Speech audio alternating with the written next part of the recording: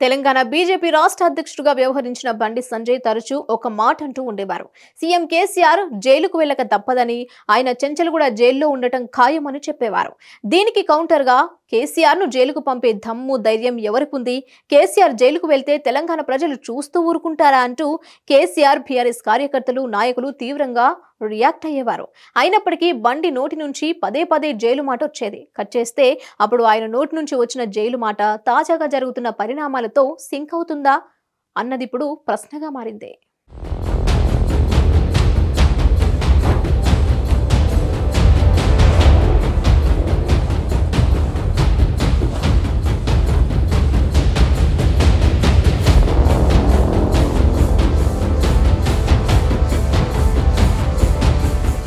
Phone tapping case ఈ వ్యవహారం గురించి అధికారులు ఆరా తీస్తూనే ఉన్నారు.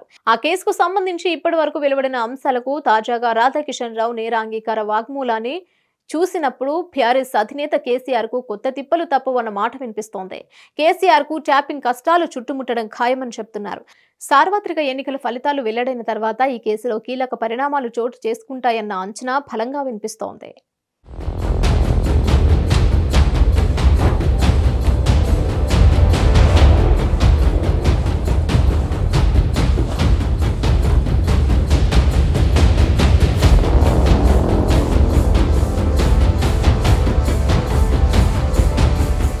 సార్వత్రిక ఎన్నికల ఫలితాల్లో బీఆర్ఎస్ కు ఒక్క ఎంపీ సీటుకే పరిమితమైతే చర్యలు వేగం ఎక్కువగా ఉంటుందని చెప్తున్నారు.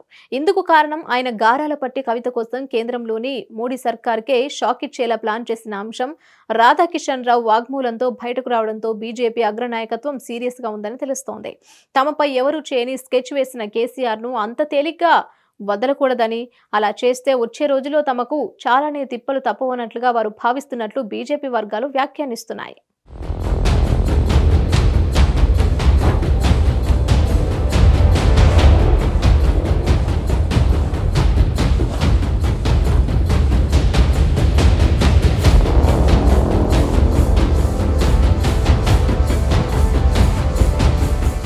ఇక ఆయన కూతురిని సేవ్ చేసుకోవడానికి బీజేపీ మీద స్కెచ్ వేయడం ఒకెత్తైతే, అసెంబ్లీ ఎన్నికల్లో గెలుపు కోసం అన్ని గీతల్ని దాటేసినా తన ప్రయోజనాల కోసం దేనికైనా సిద్ధమంటున్నట్లుగా వివరించిన కేసీఆర్ ను అంత తేలిగ్గా వదలకూడదన్నట్లుగా కాంగ్రెస్ కూడా ఉన్నట్లు చెప్తున్నారు. ఓవైపు బీజేపీ, మరోవైపు కాంగ్రెస్ కు ఉమ్మడి శత్రువుగా మారిన కేసీఆర్ కు దన్నుగా నిలిచేవారు ఎవరూ ఉండకపోవచ్చు అంటున్నారు. సాధారణంగా జాతీయ పార్టీలో ఎవరో ఒక రక్షణ అవసరమవుతోంది. కానీ కేసీఆర్ విషయంలో మాత్రం ఆ అవకాశం లేదంటున్నారు.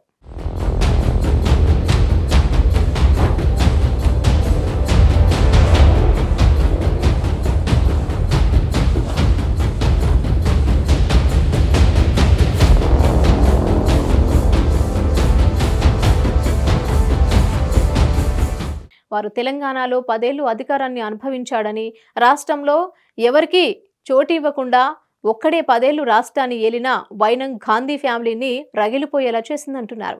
ఎమ్మెల్యేల కొనుగోలు కేసులో బీజేపీని కంట్రోల్ చేయాలన్న కేసీఆర్ ఎత్తుగడ బయటకొచ్చిన నేపథ్యంలో కమలనాథులు సైతం కోపంతో ఉన్నట్లు సమాచారం. ఎట్టి పరిస్థితుల్లో కేసీఆర్ కు అండగా నిలవకూడదన్న ఉద్దేశంతో వారున్నట్లుగా తెలుస్తోంది.